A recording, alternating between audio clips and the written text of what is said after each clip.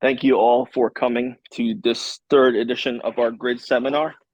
My name is William Holder, Will Holder. I go by Will, one of the few Wills left, especially after the Oscars. So, feel free to call me that. Uh, this seminar is going to happen once a month, third Wednesday of each month. I'm going to have it here from now on. No more allowed pubs, even though it's fun to have a beer. You know, can't can't do that anymore. So this month we're going to go over how to rehab for big profits, 3 steps to executing a successful rehab project. Obviously, feel free to ask questions about anything. We do have an hour and a half, but the focus of it is this. We'll try to get through the actual presentation, and then it's kind of a free-for-all after that. Quick Q&A. So what is Grid? Grid is a local, or it's a investor community. It's made up so that you guys can join the Grid Facebook, the Instagram. There's Grid pages on Facebook for investors, strictly investors, right? It's for people who are looking for deals either here or throughout the country. There's like 5 chapters of Grid in Pennsylvania alone. There's Grid DELCO, Grid Philly, Grid Monaco. There's a few others. So if you're looking locally, I think there's some feedback. Okay, yeah. If you're looking locally, it's great if you're looking outside the area for deals outside the area. It's great as well. It's for investors of all levels. So never done a deal to 8,000 units, whatever your goal is. It's for everyone. And like I was saying to what was your name again? Bobby. Yeah, it's Bobby earlier. It's basically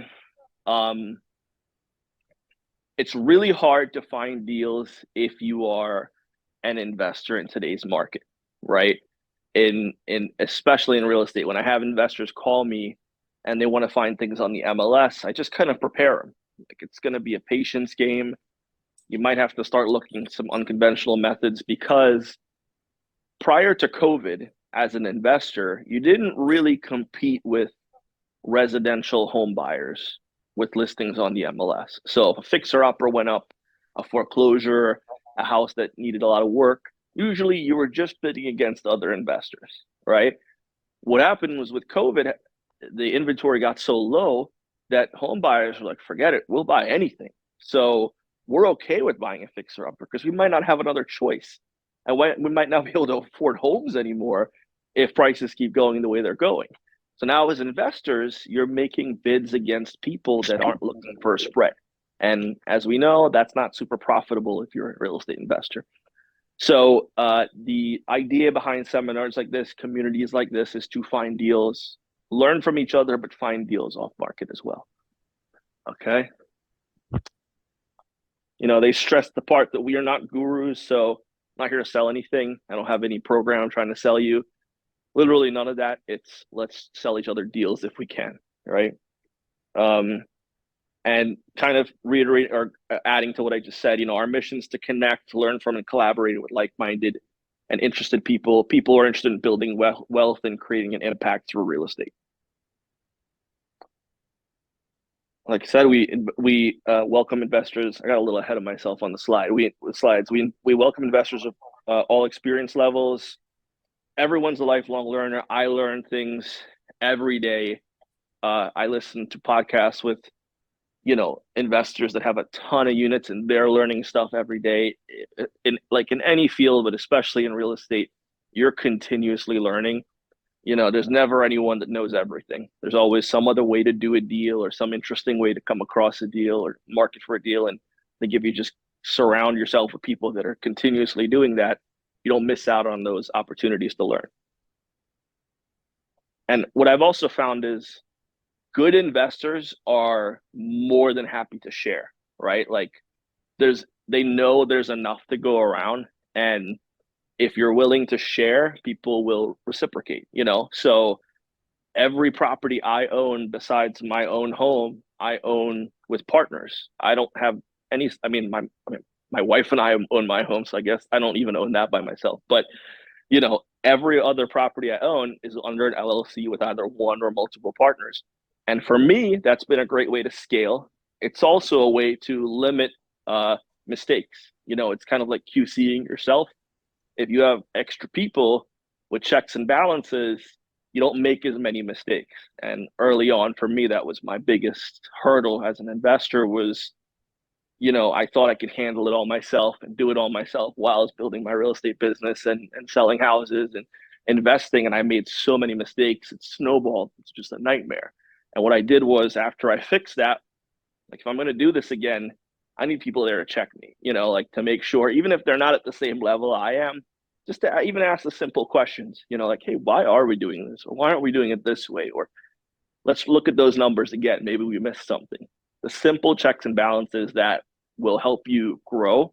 And then you collaborate, you find more deals. So within my LLCs, if one of my business partners posts on Facebook, we're looking for a deal, and someone in their sphere says, oh, yeah, my aunt has a drunk uncle that won't leave the house and they need to get it out of the estate. Will you handle it?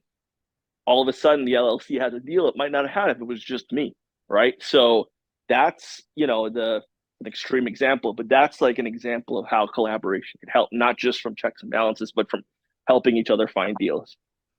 Grid is very large. There's, hundreds of grid chapters around the country. I run a grid DELCO, but there's hundreds of them. So if you're ever visiting a location, you want to go to one of their meetings, feel free. We'll kind of collaborate with each other and kind of get on all of the social media platforms so you can see what's going on. So just a quick intro. Who are we?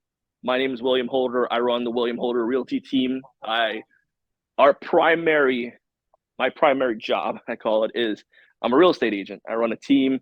We have 10 agents. We work out a Remax Classic. Last year, we did 200 real estate transactions in like the Delaware County market, Delaware County, Philadelphia, Montgomery County. I'm licensed in PA and New Jersey as well. And I kind of go all over the place. We go anywhere within, a 2-hour radius sometimes, like today. That's not always normal. Most of what we sell is here. But within an hour radius of here. But if we need to go out further for our clients, we will, because we have that capability. I also fell backwards into real estate, being a real estate agent, by first wanting to be a real estate investor. I had a job at Franklin Mint Federal Credit Union, a local credit union. I was a coworker, and I was doing okay there, but I was younger, and I just always knew there was a cap, right? Like there was always a ceiling I would hit that I could never get my boss's job. I liked my boss, and he wasn't going anywhere anytime soon. And I don't think I was ever going to be happy with just a 9 to 5. I always had side jobs and always trying to find a way to make money outside of my job. And I listened to Rich Dad Poor Dad. It was referred to me. If you're in real estate investing, I'm sure you've heard of this book, Robert Kiyosaki. And it was kind of like, it's so simple that it was kind of like, duh, like you got to do this, man. Like this is kind of your only way. I didn't have any connections or, family here or anything. I came from somewhere else. So like, it was like, how do I find a way to climb that ladder or to just become financially free?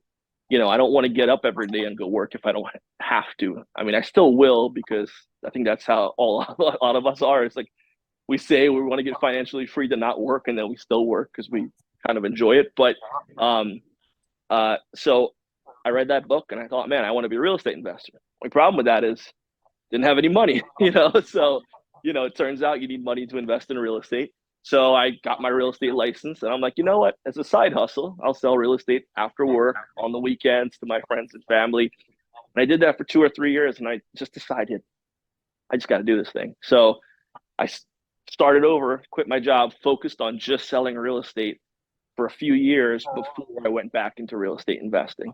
And, for agents that join my team, that's what I preach to them is I want you to sell real estate for 2 years, but invest in real estate after that. Because like anything, selling real estate, even though it's a great job, it's just a job, and it's not going to get me to retirement. It's not going to get me to financial freedom. It's only going to get me as far as my next sale does. It's only going to get me as far as my next paycheck, which is the same thing as a 9 to 5, right? So it's a lot less financial security because you have to sell to earn, You can't just show up and get an hourly paycheck, but it only takes you so far. If you're not investing, you're not getting anywhere. And Robert Kiyosaki has another book, not to, pump this guy up. He wrote 2 really good books. It was the cash flow quadrant, which explains 4 levels of people. You have your employees, your self-employed, your investors, and then I forget what the other 4 quadrants is, but you get what I'm saying. Like, you want to be in one of those quadrants. If you're cool with being an employee, that's fine. You really need to become self-employed to not really need to become, but you need to be able to make enough money to become an investor. And you got to do it from one of those options. If your primary job doesn't give you that option, you need to find a secondary job or become self-employed. All right. So I decided to leave my job, sell real estate, and now invest in real estate. Since then, I've done probably about 15 flips. The house I live in now, I built, and I have 50 rental units, and I'm adding an 11 unit pretty soon. So we have to 61. It was kind of a slow start for me, 2017 through 2020. I just got destroyed by trying to do it myself. I made 2 terrible investments, 1 good one, 2 terrible ones. Once I got out of those, I realized, okay, I need to partner up with people to do these. And since then, I've just added units nonstop. So, and my flips have been more successful. I'm not going to tell you I've won on all of them, because, flips are, you can make mistakes, and hopefully this class helps you make less mistakes. But I've been way more successful than not successful since. So I'm running the group for the reasons I explained before. Just like you all, I'm looking for deals. I do flips in Delaware County, and I buy rental properties all over Pennsylvania. And, if we have deals to share with each other, if I have a property I need to sell to someone, that I can't flip at the time, or if they have something they can't do, happy to do it. You hear of any good deals that you want to partner on or JV on, there's always those options as well. And, that's what we want to accomplish. So, all right. So, just go around the room, kind of see everyone's level of investing. Just, give your name, those questions. Yeah. Mm-hmm. I'll tag him in. Mm-hmm. And we each own our home. So he moved in with me, and we're currently renting his home. So we're kind of like just getting our feet in there. Yeah. And we're kind of like my I don't remember, it was a fixer upper. And I did it. So we're kind of like figuring out like this is a stepping stone to get into another place. But how do we recap this place? So that's kind of like where we're at. Yeah. We'll talk about investing in other properties, maybe shop one day. Yep, for sure. When you bought your home, how much did you pay for it? How much do you think it's worth now? 45. Okay, I think it's worth a lot more than that, but appraisals are conservative. Yeah, that's an example of how real estate can be powerful. You bought a home, did some work to it, you maintained it, but I think your house is probably worth closer to 275, maybe a little bit more, and just from owning a home. So investing doesn't have to be, I have 1,000 units. It can be just buying a house and letting it gain equity. I had a girl I sold a house to in 2021. She bought for 260, and I'm about to list it for 360. She did nothing to it. The market just accelerated that much. Westchester, it was a row home, and it will sell for 360. Like, that's what the comps are now. So sometimes it's right time. Like, there's timing to that. You could have bought in 2007, and you'd be on the flip side of that, where it was worth 360 and it's now worth 260. And I think that's a really extreme market. From everything I know, there's been 8 recessions in the last 50 years, and only one has affected real estate. And that was 2008. So I think that was a really extreme example of what could happen in real estate. And that's why I don't panic as much when it comes to real estate. When my clients are like, is it the right time to buy real estate? I'm like, when will it be? Because 10 years ago, they were worth less, and 20 years they were worth less, and it's always worth more. So even with dips, it's going to be worth more. So why are you waiting? So you want to piggyback on it? No, I mean, same exact thing. So I just got my place together, and you know, my brother does a lot in rentals, and my dad did it, so they kind of gave me a guideline, and I've had the tenants in now for what, 3 months. So just kind of getting, you know, all my contacts, my service contacts, who's going to be coming out for AC unit repairs. So you know, and again, I kind of got lucky. My brother had a bunch of guys that he already had coming to work on his place, which was only a couple blocks from mine. So yeah, so just getting that process down, and like, you know, I remember from the first session that we had, you were talking about it as being like a business. So, you know, made a Excel spreadsheet and tracking the, you know, the expenses, the incomes, you know, just to see what I'm doing in it. So, you know, that's basically what we're working on as far as the secondary one. But again, we're just trying to build up enough equity to invest, or, you know, in a different property. Yeah, that's great. I mean, treat it like a business. Really good businesses track everything they do. Mhm. And if you track your rental like a business, what it's worth this month, what you've made in profit, what expense, what you're putting away for expenses, you'll start to see the mortgage go down, the value go up, and you'll know when it's time to tap into that equity to go do your next thing. Right. So if you're not tracking, you know, so that's great. I'm Mark. This is Harold. We just completed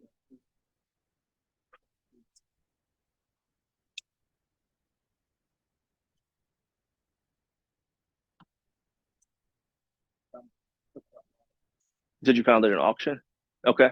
yeah. So hopefully we can scale Mhm. to some degree, do 2 to 3 per year, if not more, depending on how much. Okay. Yeah. Awesome. Awesome. And so that was your first? You bought it at the auction. That's great. That's great. Yeah. Yeah. But did you make money?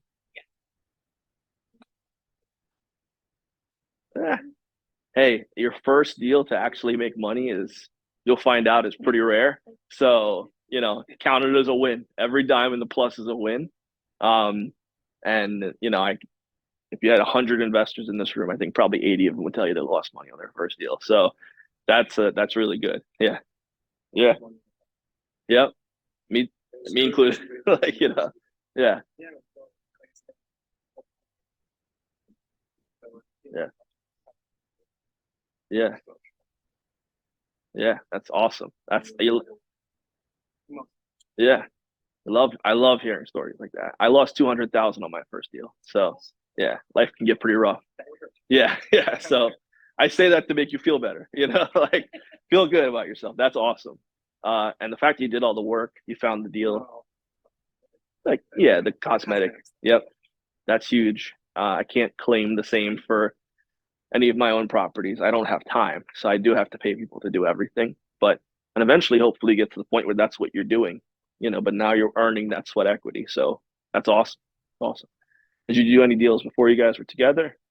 Okay. There you go. Okay. Where is your house at? Okay. Which part?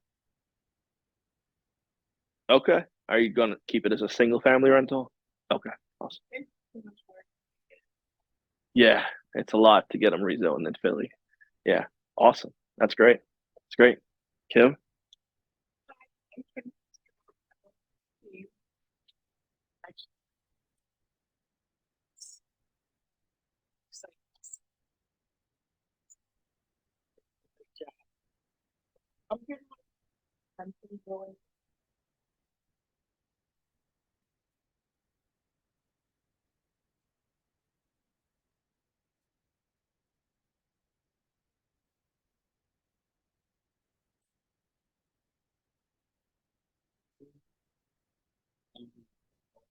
Investors, we've done a couple of flips.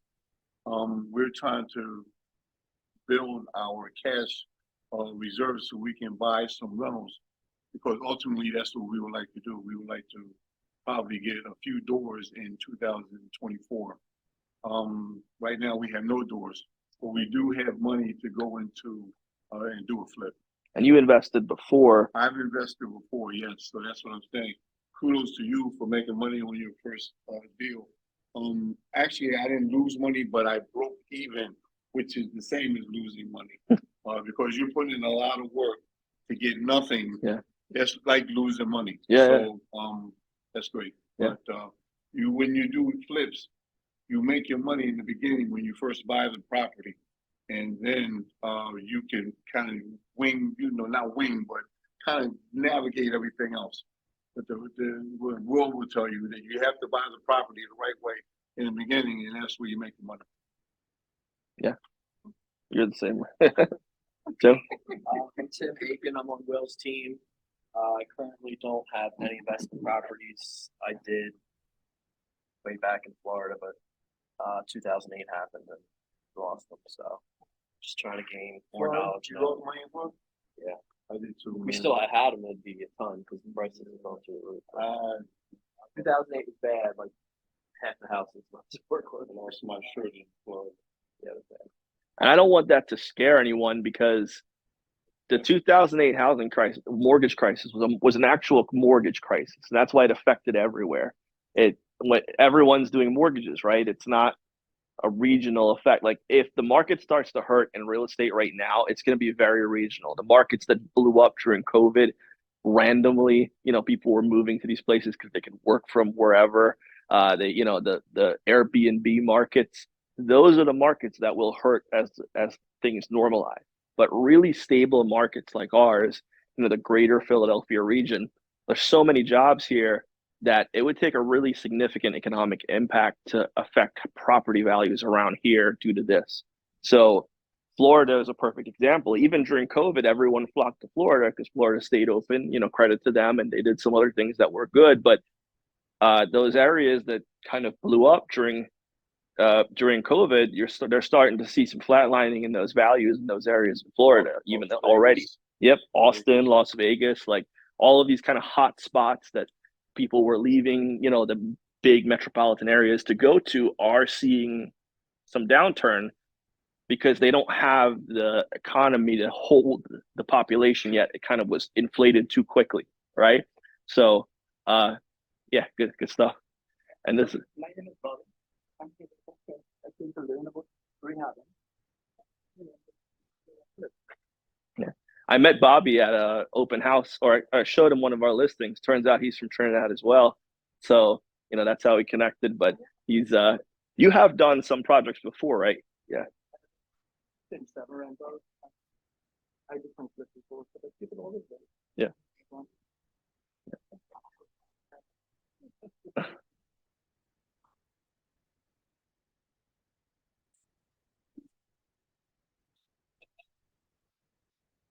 Awesome. So now that we've gotten to know each other, just important legal stuff.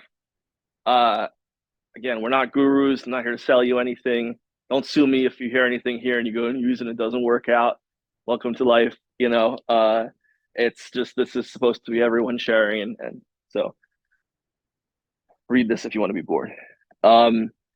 We do record this, and it gets posted on our YouTube pages, our social media. So, fair warning, your face might show up on there. It's part of us getting more people to come. So sorry, but not really sorry. All right, so let's get into rehabbing to make money, right? The most important thing is being prepared, but it's not the only thing. And I say that because a lot of investors I talk to, and I say this to even the new agents on my team, 9 out of 10 investors you talk to will never invest.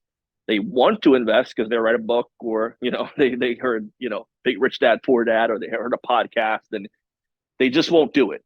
They get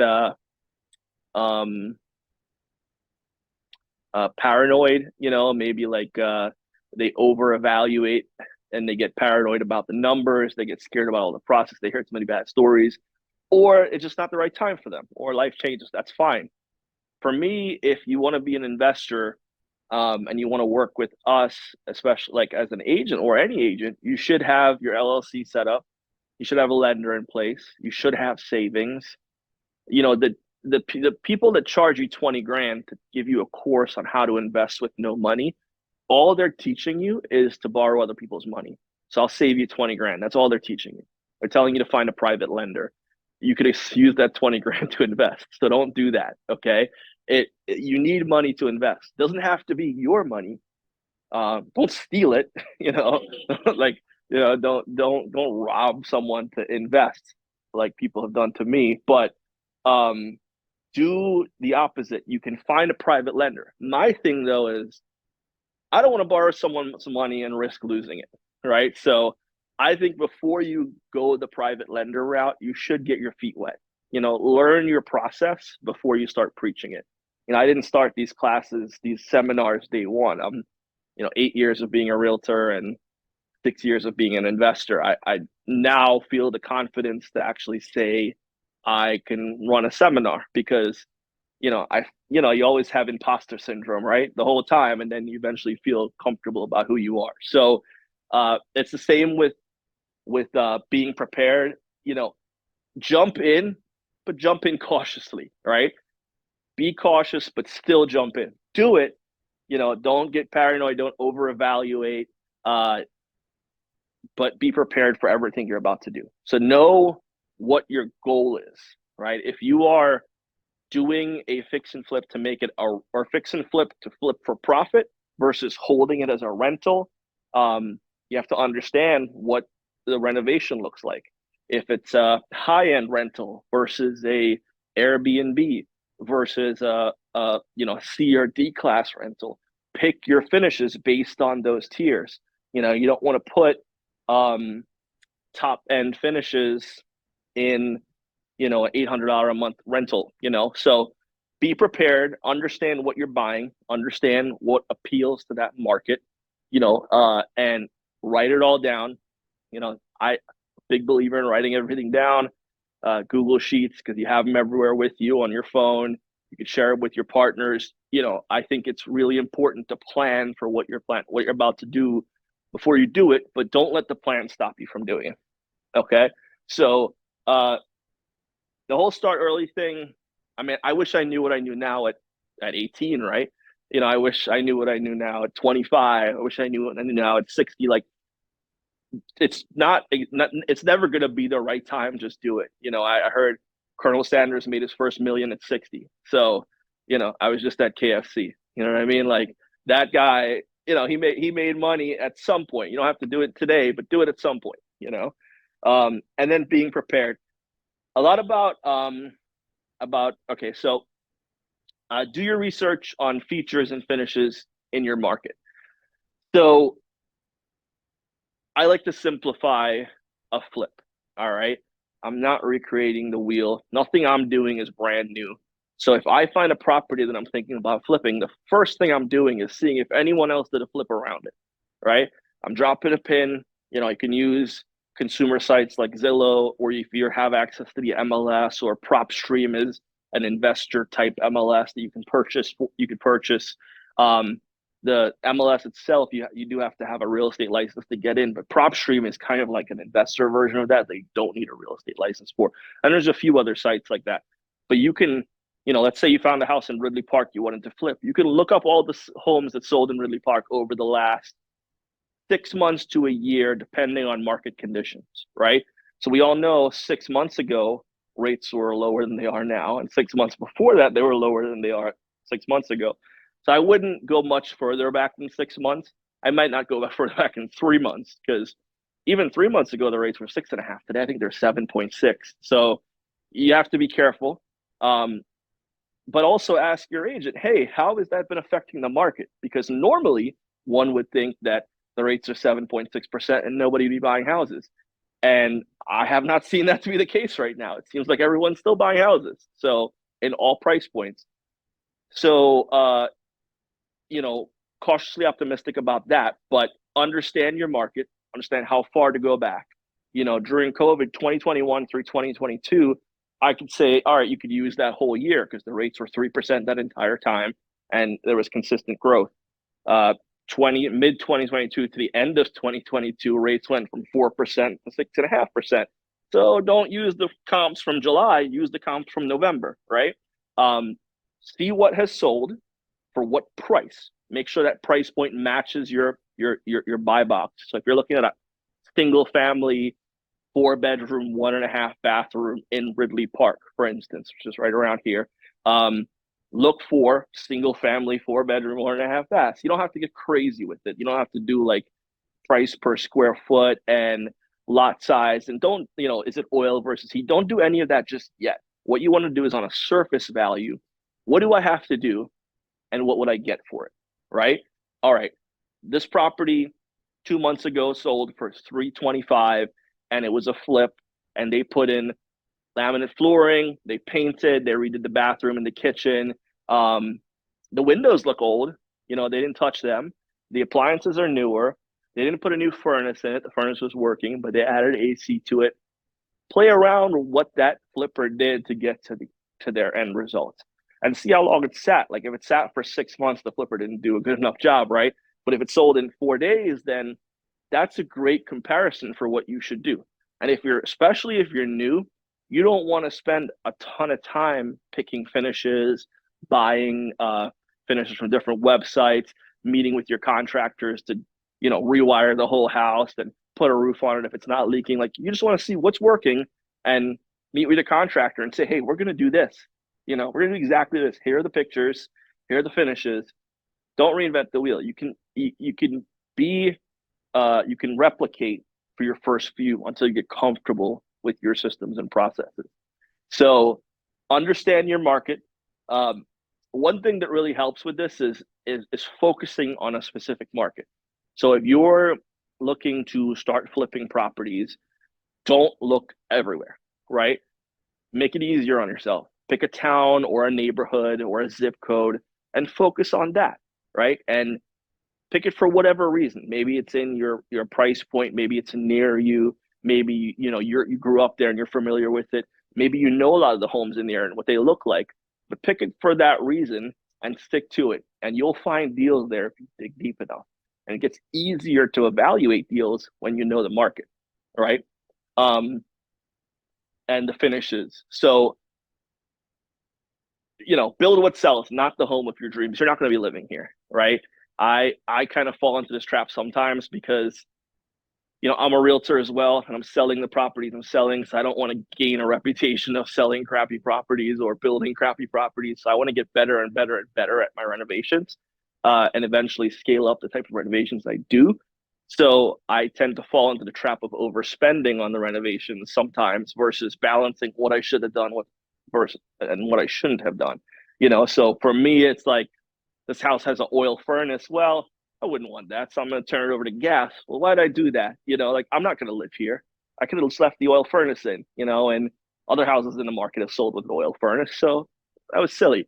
For me, it's, I want a blown out wall for this kitchen, and I want an open concept floor plan. Now I have to pay an engineer to get me plans, and I'm thinking too far into it. It's what sells. That's all, right? So don't go too deep.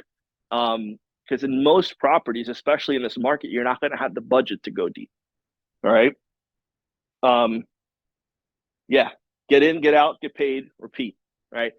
Easier said than done. Most flips don't happen no flips happen in 3 months really, but most flips are 6 to 9 month ordeals. So if you want to do multiple at a time, you're probably overlapping, right? But your first one, do one, expect it to take a year. And if you do any better, great.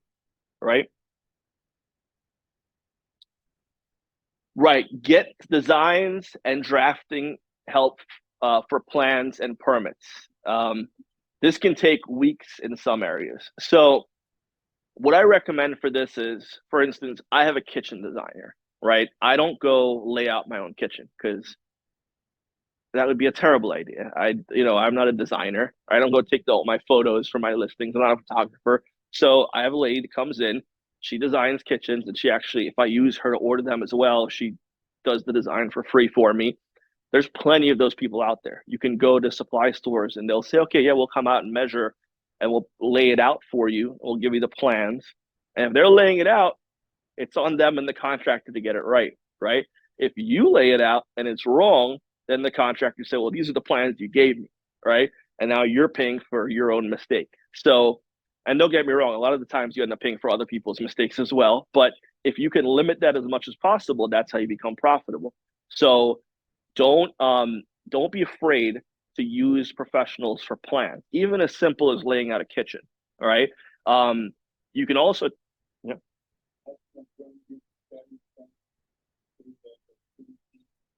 yeah, yeah.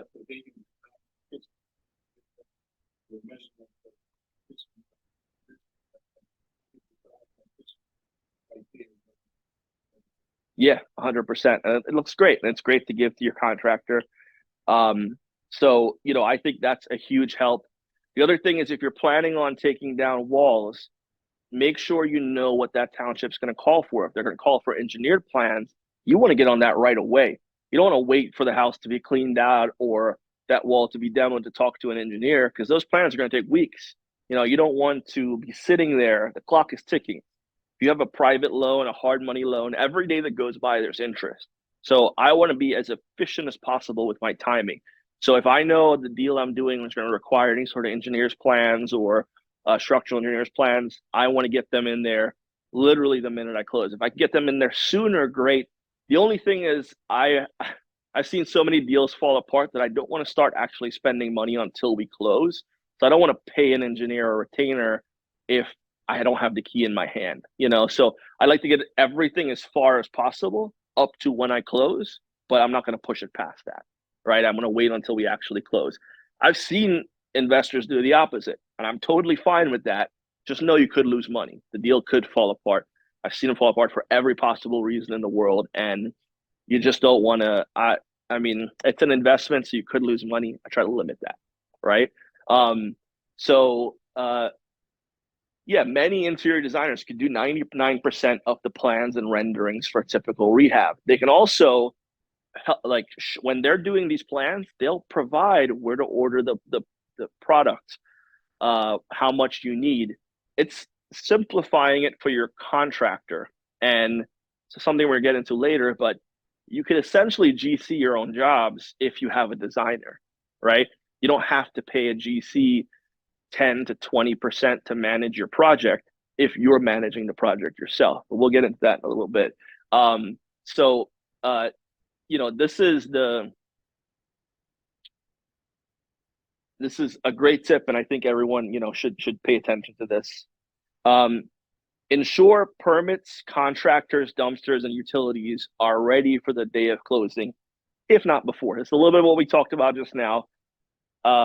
You can't apply for a permit until you have your settlement sheet in most townships. So if not before, it really doesn't work around here. They want you to have that settlement sheet to prove you own it before you apply for your permit. But you can get everything ready. You can have it all filled out. If you're using a contractor, they can fill out all the paperwork. You've ever used a contractor before, most of them aren't great with paperwork. So help them fill out the paperwork, and get it ready. So the minute you close, you can hit the ground running. You can call your dumpster guy and say, hey, I need a dumpster there today. Call your clean out guy, say, hey, or if your GC is running everything, you've at least talked to him 100 times. So when you close, here are steps, right? Get it as close to as possible without pushing it over the limit. Utilities, obviously you want to get them turned on. I had this issue today. I have a contractor working on one of our apartments in Pottstown, and I didn't realize the power has been off since the tenant left. He's been working and he didn't tell me anything. So he reached out today. He came out, I really need the power on. I'm like, you've been there for a week and a half. Like, this is the first I'm hearing of it. And it's my fault. Like, I should have turned it on, but that things he wasn't doing because he should have had power on, you plan for everything, come up with a checklist of things you need to do. You don't even have to come up with a checklist. There's 100 million free ones online. Google it. It's on there. You can find a great checklist on how to render a project and then add to it as you go along to tweak it to make it your own. So yeah.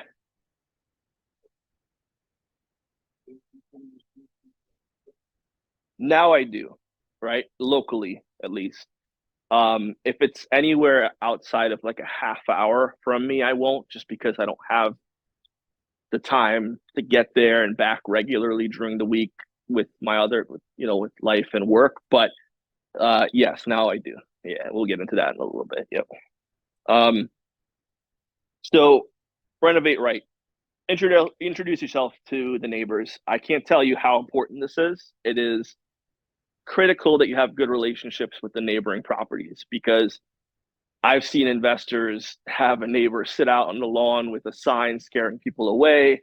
I've seen neighbors let their dogs go crazy when people are coming to show the house because the contractor was banging away all hours of the night. Be cognizant of your neighbors. They're going to sell your home. I had a guy who lived next door and had a pretty tested relationship with a neighboring property. It was a twin in Morton, and this property's yard was a disaster, like trash all over the yard. It looked terrible to walk up to the property. And when we listed it, I told him, this is going to hurt your value. And he's like, yeah, but I don't get along with that guy. I can't talk to him. So like I knocked up and tried to talk to the guy. I'm like, hey man, like, can I have someone clean this out for you? Like, can I help out here? Like it looked bad. And he fought us on it. He said, no, he was a jerk. So all right, no big deal. It did hurt his value. It hurt my client's value because that house should have sold like that. But when people walk up, perception is everything, and they see a wreck next door, they're gonna think, well, what's coming into my property, right? Or the neighbor is saying bad things. That you don't want that relationship. You want good relationships with your neighbors. I'm not saying it'll always work out, but it's worth a shot, right? Huh?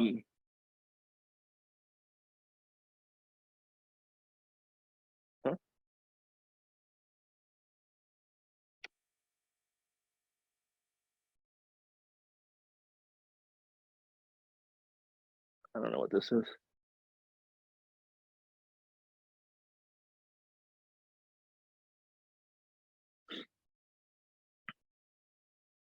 Okay. Give them your contact info. So if you want them to be able to contact you instead of calling the township, right, or the city, because once they do that, they have a bug out for you. And a lot of these smaller townships are very bored, and they will drive by the property every day, and they'll make your life a living hell if they think you're trying to get away with one. So you don't want that. Tell your neighbors, hey, if there's any issues, call me. Hey, if like some of the trash from the project is blowing on your property, give me a buzz. We'll get it cleaned up right. All right. So lock down your contractors with good scopes of work. I didn't realize how important this was until I got further into being an investor. You don't have to know how to write a beautiful scope of work. None of us are contractors. A scope of work, don't make it more difficult than it needs to be. It's literally just writing down what you're planning on doing with the project. So on the outside, paint white, replace this light with this light. Here's a link to where to purchase that light. It's a step by step. Make it idiot proof. Make it as simple as possible. I'm still like, yeah, make it as simple as possible, so that your clients, your contractors can't possibly mess it up. And then sit down and go over that with your contractor and have them sign it, right? So write the scope of work step by step, let them be involved with it with you, and then have them sign it. And then you can do this way before you close. This should be one of the first things you do, because actually your lender will probably want this. And have your contractor sign it and bid based on that scope of work. So if their bid is off, you can go back to them and say, hey, remember the scope of work we did that you wrote your bid on, that you're telling me now you don't remember that you said you were going to refinish the floors for me? Here it is, right? I've had this happen so many times where contractors say they're going to do something and then don't do it, because most of them aren't professionals, and they don't know how to do change orders. They don't know how to write things down, or they're just trying to get over on one. And if it's in writing, it's in writing, right? So get everything in writing. And if it's on you that you missed it, then it's on you, and you can live with that because it's your property, it's your project. You're the one profiting. But you want to ensure that you kind of write everything down with the contractor, right? And if you're going to be the contractor yourself, that's fine. Still write it down, right? So do a scope of work. You can Google scopes of work, and you can Google scopes of work. I hope I opened the right Zoom, because there were people in here listening. Well, you can Google how to do a scope of work or just a generic one, but eventually I found, like, I do them on my notes app in my phone, because my phone's with me when I'm at the property, and then I can use the notes app on my computer. I don't need some crazy difficult thing. As I walk around the property, take a picture of that, draw a circle on it. Hey, replace this with this light bulb. Drop the photo on the notes app, and here's the link to what I'm replacing it with. It's like so easy to do it on your phone. It's way easier than me trying to put something together on my computer. And when I'm at the property, for me, it's the best time to do it. Or I take a ton of photos and videos during the walkthrough so I can reference back to them as I'm doing the scope of work. Right. So, invest time in this, get specific on materials, scheduling, and responsibilities. This will pay off later. Yeah. Consider a GC. So this is something I said we would get back to, but if you are newer, I would recommend a GC. However, a general contractor. However, be very careful, right? This is where I lost all of my money on my first 2 deals, was I hired the wrong general contractors. And then they either filed bankruptcy or they took off with money. There's no liabilities for these guys. Like if they have a general contracting license, they can just close their company, file a bankruptcy, and you have no recourse because it's paid for goods. So to protect yourself, unless you want to go hunt someone down with a gun, which I didn't want to do, to protect yourself, do your homework. Make sure your contractor comes with referrals. Make sure they have some sort of online presence. If they care about their brand, they're not going to want bad reviews. Make sure you go to some of their actual job sites that they're working on. Don't just let them show you photos of jobs they've done. I've seen this happen before too. They're like, look, I did this. How do you know they did that job? It could be anyone's Facebook page they pull that from, or website, right? I want to actually stop in as you're doing a job, see how organized their job site is. If it's a mess in there, they are a mess, right? And they're going to be a mess to work with. Make sure their job sites are clean, they're organized, they know how to run a site. Because if your contractor runs their business like everything is everywhere all times, it's going to be tough to work with them, right? Not saying that's all the time, but that's a general rule. Make sure they have assets. So if they show up in a 1995 Nissan with no signage on it, they probably don't have a work truck that's owned by their business, right? How are you going to sue someone for something they don't have, right? And I don't ever want to sue anyone, but when you're trying to recoup losses, they need assets, and you can't go after them personally because that's what an LLC is for. So try to maybe meet them at their workshop, see if they have a location. But to me, the biggest thing is the referrals, right? If you can get legitimate referrals, I'm not talking about from their aunt or their uncle or their best friend, like jobs that they've done, these people are willing to talk to you, that's huge, right? So individual subs / trades will be cheaper. So you can do what I do now, which is I pulled my own general contractor's license. I have an LLC. I pull my own permits and I sub everything out. I don't do any of the actual work. I sub out everything: demo, electric, plumbing, HVAC, insulation, carpentry, all subbed out because I have trades for all of that and I can plan it out myself. That's what a GC is doing. A general contractor, that's all they're doing. Some of them do the actual framing. Some of them do some of the parts, or sometimes all of the parts if they're licensed to do all of those things. But you're paying a general contractor 15 or 20% over the actual cost of doing the work to general contract your job. And if you don't need them to do that, and eventually you're going to get to the point where if you're a smart investor, you will start to know more than your contractors. They think they know everything, but when you walk through a property and you're like, yeah, we need to do this is going to be an issue. And they're like, nah, don't worry about that. I don't want to work with that guy because he clearly doesn't know, right? Like I've been through 800 home inspections. Like I know what inspectors are looking for. If I tell you these footers you need 4 footers for these basement posts and you're telling me that's not a big deal, you don't know what you're doing. And I don't want you in my property. Like you will start to know more because you're going to be doing more jobs than these guys are because you're moving at a more rapid pace. They're going from one job to another. Maybe they do 2 or 3 a year, but they're not actually learning as quickly as you are. So if you are going to go with a general contractor, you have to find a perfect balance, right? You can't use the top tier contractor. You just can't. They're too expensive. They're great. Another one? No. Okay.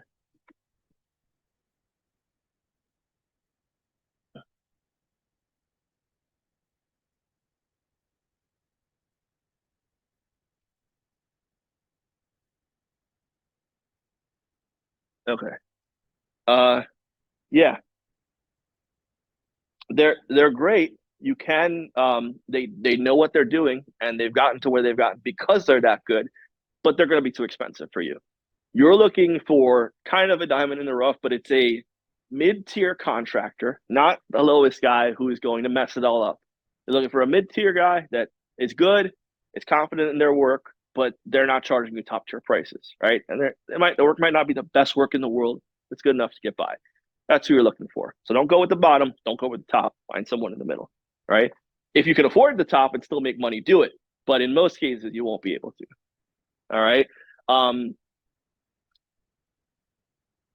So the thing about being or using a GC is you're only talking to one person. GC is handling all the subs. When you're the GC, you're talking to all of the subs. So it's a lot more phone calls, a lot more problems to deal with. You have to know how to navigate that. So that's why I'm saying being your own GC is not right until you're ready for it, right?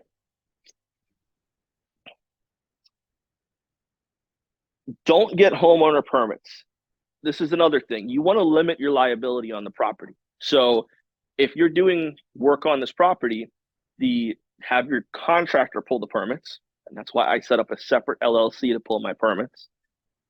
Because if I'm buying the property under ABC LLC, I'm doing it under I'm pulling the permits under my general contractor LLC. They're two separate entities, right? When you're buying a property under this, make sure your general contractor is pulling the permits. Don't go pull the permits yourself. Why? The work's done wrong. It's on you, not that LLC. Again, you personally have more assets than your LLCs do. You want them to go after the LLC if there's an issue, right? You're never trying to actually have issues, but don't you're never trying to actually have issues, but don't pull the permit under your own name. Right. Future liability will stay with you instead of the contractor that did the work. Pay whatever it costs to have contractors pull their own permits and handle inspections. Make sure when you're bidding out the project, they include the cost of permit. You'll be surprised how many times your contractor gives you a bid and they don't include the cost of the permits in the bid because they never even talk to the township to find out if the township's looking for a percentage, they're looking for a flat fee, and that could be big. Some townships are looking for 1%, 3% of the renovation costs. So don't miss that when your contractor is talking about permits. It should be in their bid at all times.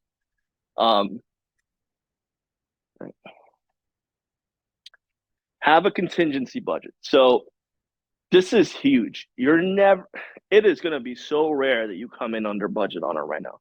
It's almost impossible to do. And if you do it, good for you. But in most cases, you're going to be over. If you've built in 10% on top of your budget, even better, 15%, the chances of you losing money goes down because you've paid the right amount because you have a contingency in place, right? The bid you made on that property was based on your renovation budget, a contingency, your holding costs, your closing costs, your out sale costs. You didn't miss any of these things. So if there are mistakes and things will go wrong, they always do, you have money put aside for it. Any questions about anything so far? I've been kind of speeding through. Anything? No? Okay. This to me is one of the biggest mistakes, and I think if you can't do it, this is why you should partner. You have to stop by the project at least once a week, if not twice, in the beginning and towards the end of the week. That's why I like to GC my own jobs within a half-hour radius because I can stop by them. Right. Even if you trust your contractors, they're going to miss things, and it's better you catch it early than them have to go backwards to go forward. Right.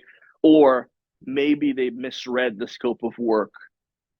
Even be how many times I'll have a contractor text me, "Hey, we're doing this, right?" And I'm like, "No, man, we never discussed that. Look at the scope of work. It specifically says to do it." Like I'm trying not to get annoyed, but I'm like, we've talked about this, 5 times. I know you're busy. I know you have other jobs going on, but if you did that, that would really screw me up, stop by your jobs. Sometimes it's okay to have a contractor send you pictures at the beginning of the day and the end of the day. There are apps you can use for that to limit, how much data is being sent back and forth or whatever, to hold them accountable. But they're usually not good and they don't follow those guidelines. So I think it's best you stop by your projects at least twice a week, see what's going on, see how far it's progressed too. If you showed up in the beginning of the week and you showed up at the end and literally nothing's been done or very little, where have you been? You're out working on another job. You're not on my job, right? And I'm paying you. I'm paying interest for you to move forward. I'm the one losing money, not you.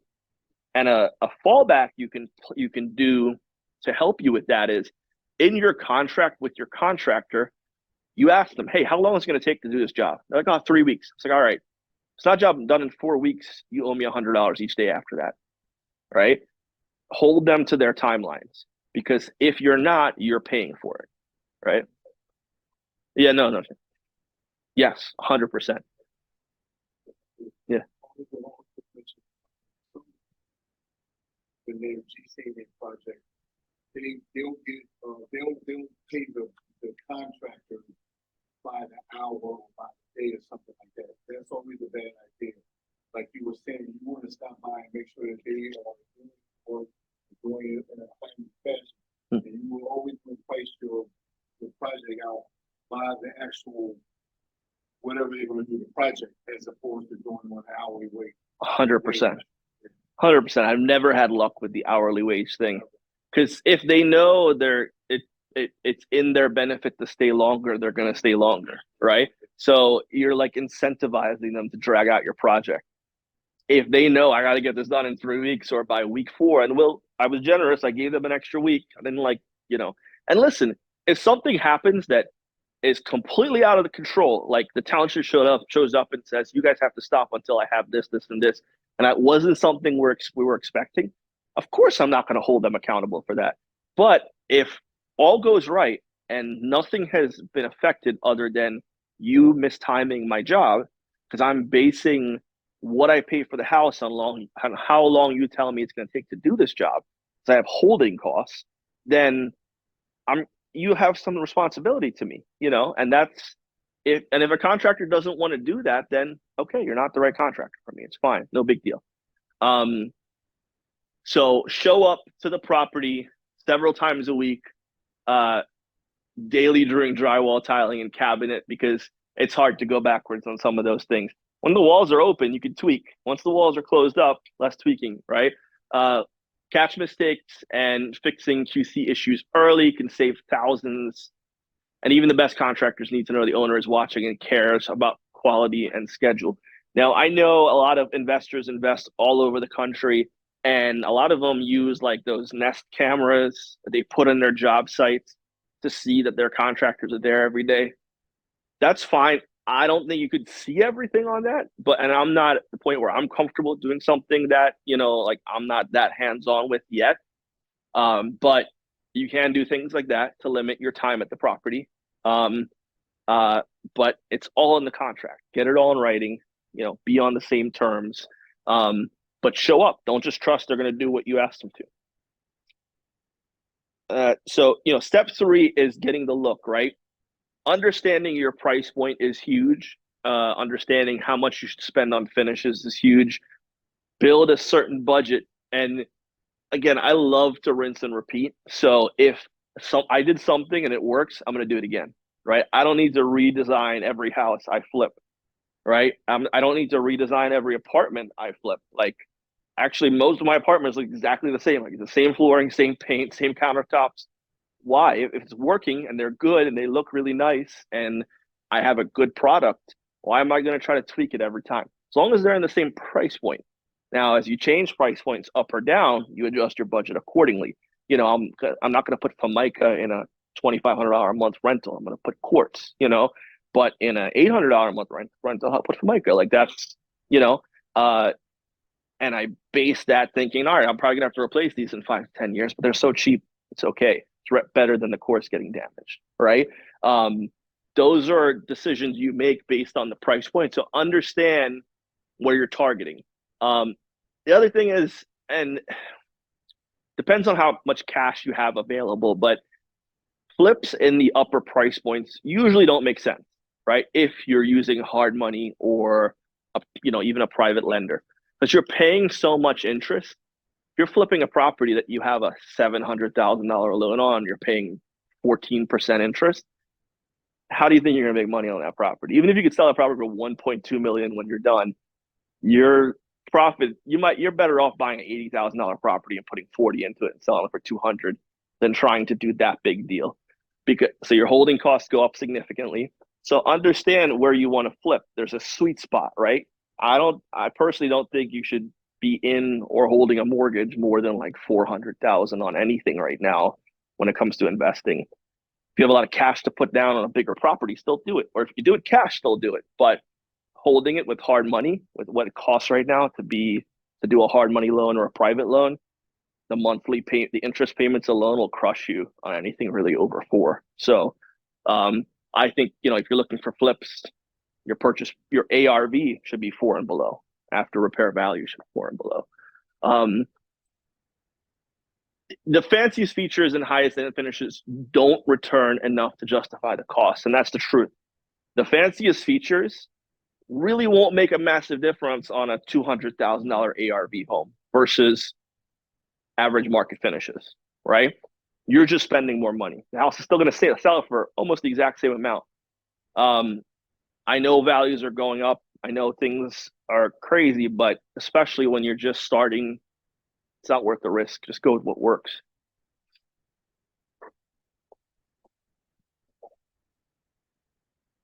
Keep it neutral and generally on trend. This, I think, is good. Just pay attention to what's going on. It's not hard to pay attention to what's going on. There's 100,000 shows on HGTV or Netflix showing people like what's cool on. I don't know if you're in TikTok, but if you don't think it's communism, then on TikTok there's a whole thing. You can just follow like designers, and that's what I do. Like my feed is just like contractors, designers.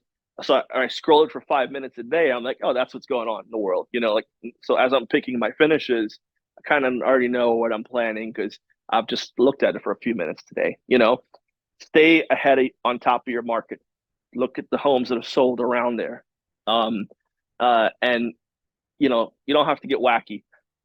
I've been like experimenting with fun paint colors, and I found that it hasn't really paid off for me that much. Like it probably wasn't worth the stretch. Like I think they're cool colors, but for an office or for a chair rail in a dining room, but was it worth waiting for the paint to come in the mail? And I could have just put regular paint and it would have been fine. It would have sold. So doesn't work in every area. And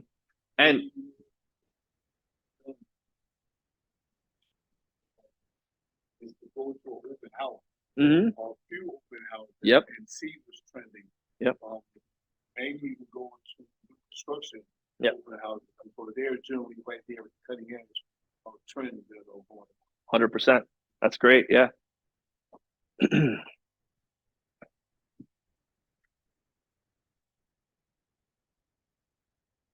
Features and finishes worth considering. So you can tweak things without replacing them. Like if there's a nice railing, you don't have to rip the whole thing out and put a brand new metal rod railing in. You could just buy individual metal banisters, and plug them in there. If the bathroom, like I call it the DELCO tile, but in Delaware County, it seems like every house built in the 50s used this pink tile that in the bathrooms, so they're like this high on the wall. You don't have to rip those out because it's heavy and there's lath behind it. So your cost of demoing it and your cost of getting rid of it is expensive. You can just reglaze them, right? You can have a company come out and glaze them, and they look white, they look brand new, and you've gone from you've done a full reno of a bathroom by basically painting the tile, right? You don't have to redo everything. You could find ways. Paint the cabinets. If they're nice wood cabinets, have a painter come strip them and paint them and put new pulls on them. If they're crappy cabinets and they're falling apart already, that's different. But if they're nice cabinets and they're in good shape, you might just need new hardware and paint. So these are all little things that you don't have to do, like refinishing the floor versus laminate flooring. Refinishing is cheaper per square foot.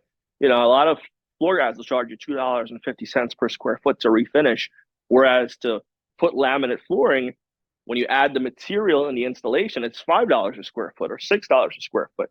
So find ways to limit your expenses, and refinished hardwoods look great.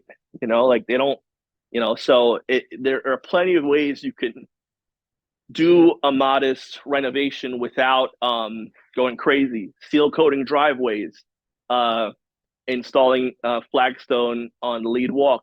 Another thing I've seen that I think looks awesome, and it really helps basements, because all these basements around here are damp and scary, and they all get water, and most of them are stone foundations. People are, you're sealing the basement, of course, with, if you need to parge the walls, you parge it, and you do a nice white sealant. And then they're cleaning up the rafters, making sure the electric, everything's tight, and there's paint the whole thing black. Paint the rafters black, the whole thing, and then the floor gray. And it looks like it's like a bright, fresh space, right? You have white walls, a gray floor, and black rafters. No work. It's just paint, right? And you take a picture of that, or you walk into that versus your typical scary basement. It's huge. It's night and day. And then on top of that, again, a lot of these basements get wet. You don't have to, if you refinish that basement and it gets wet, you will get sued. It's the number one lawsuit in real estate is wet basements, right? So why risk it? Just seal it, paint it, and on the seller's disclosure, say, yes, at points throughout our renovation, there was moisture sitting on the ground. That's all you have to do. You disclose it, you cannot get sued for it, right? So you've saved yourself from putting in a $10,000 French drain to finish this basement and spend another 20 grand. You spent $500 in paint, right? There's ways to get around expensive renos that putting in that French drain and waterproofing that basement and finishing it and risking a potential future lawsuit is so much more expensive than $500 in paint, right? The value on the home wasn't worth it. So just another little thing you can do.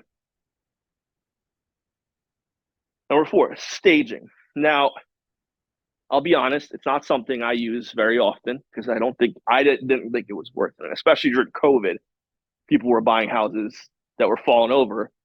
Why waste $3 grand a month to stage my listing when it's going to be sold in 3 days, right? My flip. Now that the market is semi-stabilizing, not from an inventory perspective, but for what people were willing to pay for houses perspective, I do think staging could be a help, especially in a flip.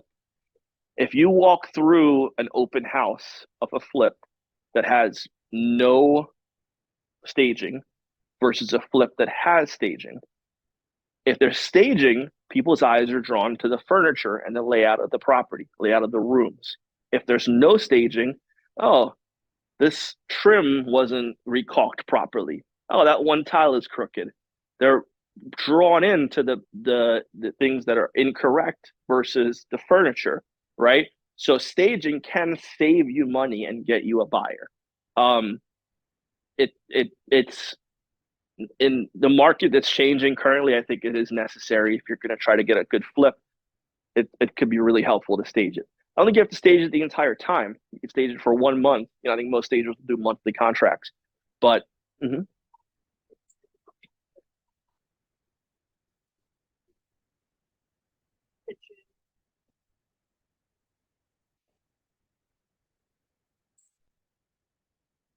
yeah, yeah,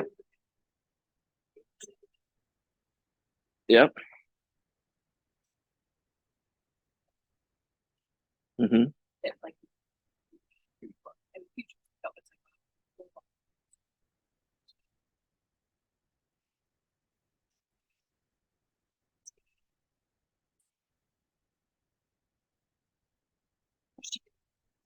like, Mm-hmm. stage, Yep. like that. Yeah. Yeah. Yeah. Like, no, it's not. Yeah. It matters. You're yeah. Yeah. Yeah, you're changing. And you can do a light staging like Kim did, where it's just some flowers, some towels, some mats, maybe one chair. It doesn't have to be you're furnishing this entire property, right? And in most stagings, they don't. They'll furnish like the main room and a bedroom, but uh it can be really, really huge, and it can help you protect yourself from getting nitpicked on some of the work your contractor might not have done exactly the way you wanted. And then 4 is getting it sold. So this is one I don't 100% necessarily agree with. I don't know why you wouldn't let your house hit the market. I think, and I have a hard time with this because I'm an investor, but I'm also a realtor, right? My primary job is to ensure my client's value. So if a client says to me, "Hey, I want to sell this house for 300, I think she can get 375 on the market," I'm telling her to list it. Or, I could be that guy that's like, "I'll buy it for 300, because then I can just go resell it for 300. But I'm not going to do that. I'm begging her to list it because you're going to lose $75,000 in value because you're not willing to make it competitive. I'll do my best to make sure you put your property on the market because we're in a fair market. Or, well, in a fair market, property will sell for what it's worth, right? So if you put it out there, and let's say you have a buyer that comes along a month before you list it, they see you renovating the project and like, "I love this house, I really want it. I'll pay you 20 over what you were gonna sell it for." I mean, what's to say that you wouldn't have gotten 50 over what you were gonna sell it for? How do you know? You just don't. And I'm not saying you have to be greedy all the time. Maybe there's a connection. Maybe the person's aunt lived next door and they want to take care of them. All right, you figure it out, but you'll work with them. But I just don't know how you know what your house is worth before trying, and especially a flip, you're trying to make money. So, pre-marketing is great to build up interest, but I don't know if I would pre-sell my listing, right? And I lean towards no on this.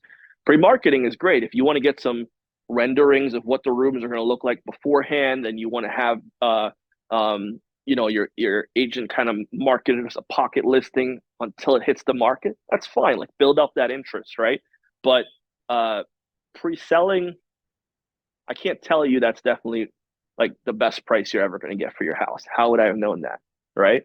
So this is one that but if you need to get out of it quickly, let's say you're burning a hole in your pocket because it's just taking too long to finish this flip, and someone comes along and they're like, "I'll close the minute you finish."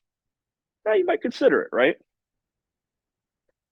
Use an agent, not being biased, but we're pretty awesome. So, if you don't know how to sell a house, you never negotiated, if you don't understand the contract and the process and ways you could potentially get sued, if it's just even for the insurance factor, use an agent, right? Like, there's a level of protection there for you.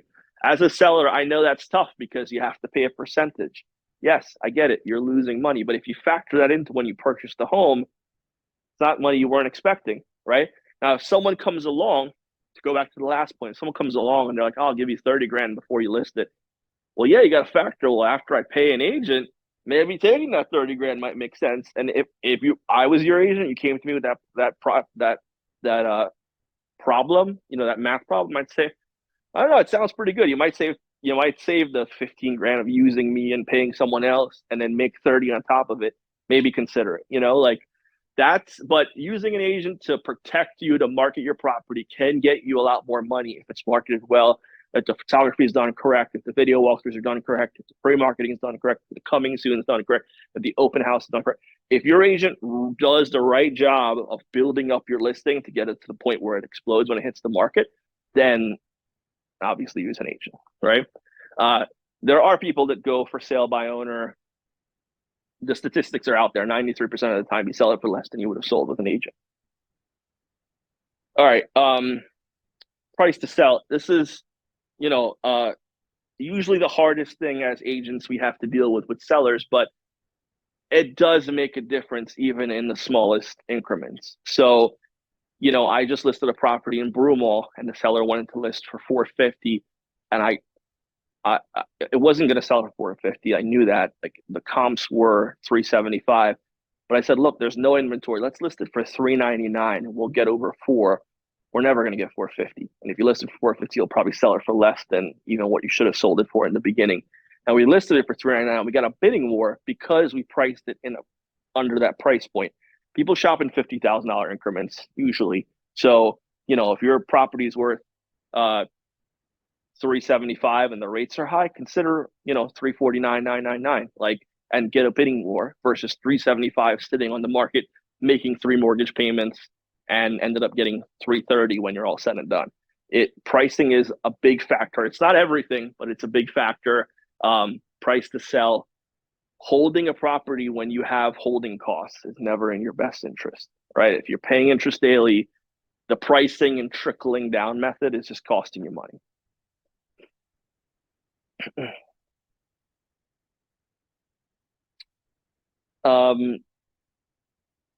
This is kind of what I explained. Dropping your house $1,000 isn't going to make a difference. And I have sellers that I explain this to, and they understand. And they're like, we still want to do it. And I say, okay, but you're not going to be mad with me. Nothing happens in the next 2 weeks, right? And they say, yeah, no, we understand. Okay, cool, no big deal. But dropping your house from 574 to 573 makes no difference. Yes, it will refresh it on all of these sites that are fed by the MLS because a change has been made to the listing. But you could have just raised the price $1, like you can go from 574 to 574 and $1, do the same thing as dropping it $1,000, right? There's no benefit to a small change, right? Someone wasn't willing to buy it for 574. They're not going to buy it for 573. You didn't just blow their mind, right? So that's a waste of time, in my opinion. You're going to make a cut that makes sense, that's going to bring people in, and base it on the comps. Again, if you're looking at the comps and you're like, well, I think it's worth 650, but every comp is screaming 600, it's based on the comps. It's not going to benefit you to hold it. All right, so that's pretty much it. Aside from our sideshow we had halfway through, did you guys learn anything interesting? Yeah. Any questions about anything we just went over?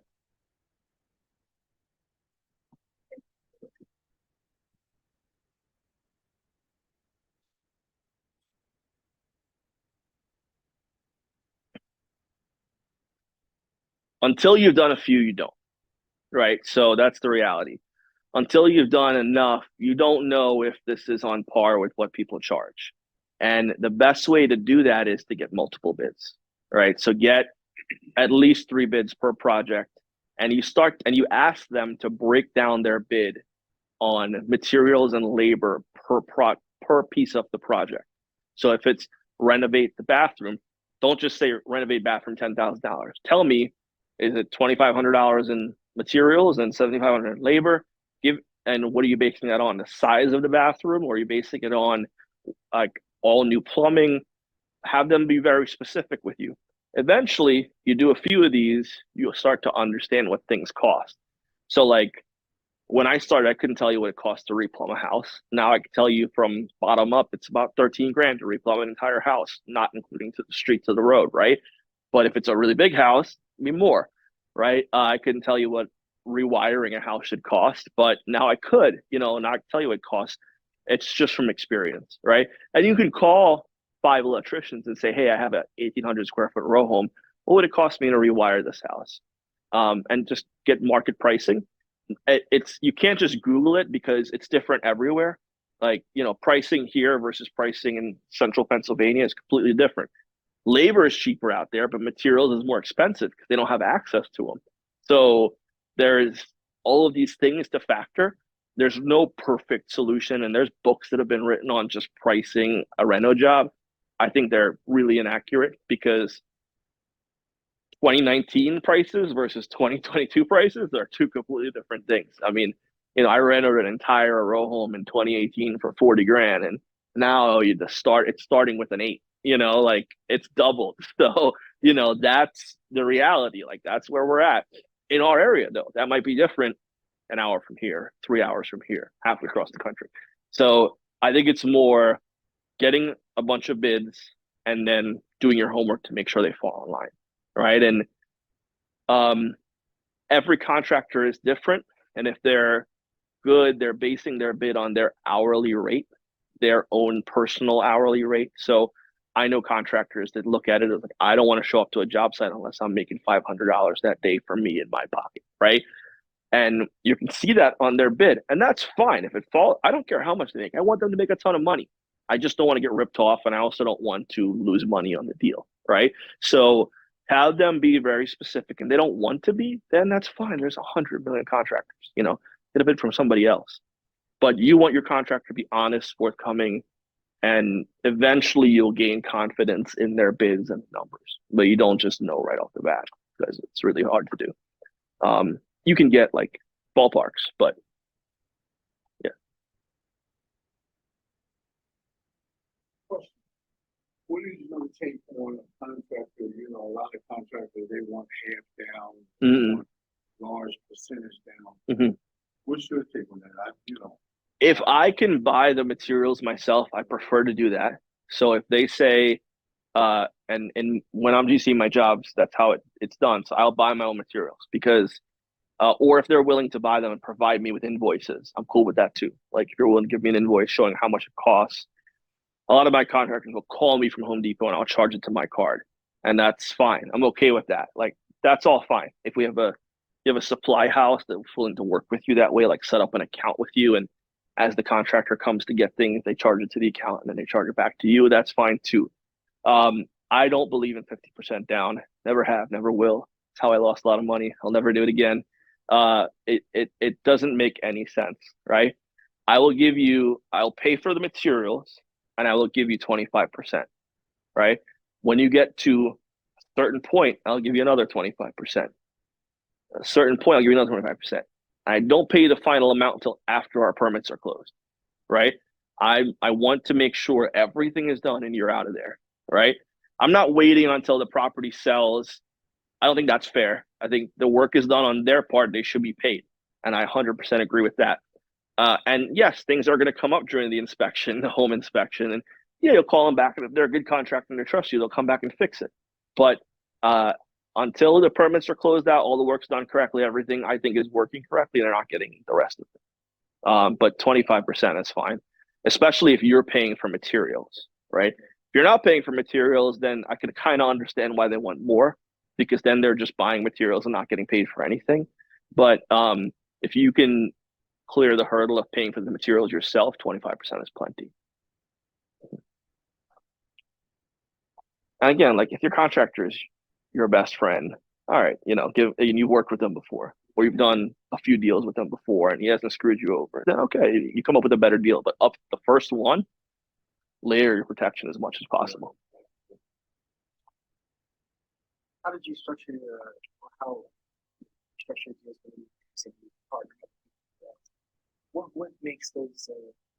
I guess what the criteria is for you. Right now, I gotta know you. You gotta be a friend, a family member, somebody I know I can trust, somebody that's stable. I've had people that tried to partner with me that are friends that I know, some stuff about them personally that I don't want to be involved in. So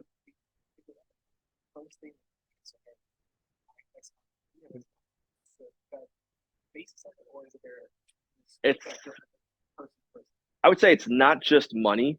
It is money. Don't get me wrong. Everyone should come in equally, and you should have, if you need 50 grand to do the first deal, it's two partners. Each partner should come 25. Or if that person's like, look, I'll give you the full 50 if you do all of the work, then sure, I'm not going to say no to that because I know I can do it. And that's a great way to build a relationship with a private lender too. Say, look, I'm not just going to take your money. I'll partner on the deals with you. We can co-own them, because why wouldn't you do that if they're funding the whole deal, right?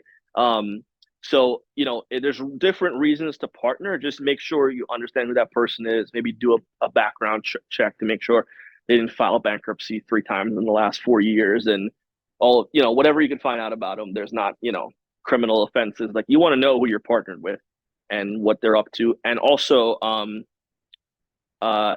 define your role in the LLC in writing. Should be on your operating agreement, right? So my one LLC where it's me and 2 guys, like the one guy is the analysis guy. Like we send him every deal. He runs it through, does all the homework, gets all the info from the listing agent, blah, blah, and then presents it to us and says, hey, this one's worth going to look at. And then I'll go out and take a look at it and scope out the job in my brain and write it down real quick. And then I'll say, okay, here's the number to Reno, run it back through the calculator. He'll run it back through, send it back to us. Okay, it's time to make an offer. I'll make the offer. I'll negotiate the offer. I'll get it to the table. we're all on the financing together, so we all have paperwork together. And then once it's closed, the third guy is the one meeting the contractors all the time and running back and forth. And that makes that easy because now we each have our roles and we're all not just, no one's pulling more than the other. And that's where these things fall apart, is when it's not written down and somebody feels like they're doing more than the other and somebody feels like they're putting more in than the other and it wasn't pre-discussed. That gets ugly. So write it down, define your roles, tweak them as your LLC grows, because maybe eventually you will hire someone to scope the jobs and then your roles change. Or if one of you is the property manager, like I know an LLC, I've helped them buy a lot of properties. I've helped them buy a lot of properties. One of them is the find the deal, get the deal under contract, work the numbers, get it to close. And then the other guy runs the renovation, and then he comes back in and gets it rented, and then that guy manages the tenants. So like they have their roles and they understand what they're comfortable with, right? And they work it that way. So yeah.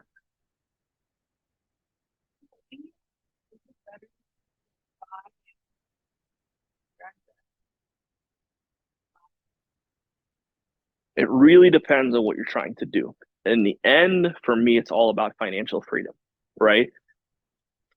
Buying and flipping is no different than being a real estate agent or having a 9 to 5. Got to keep doing it to make money.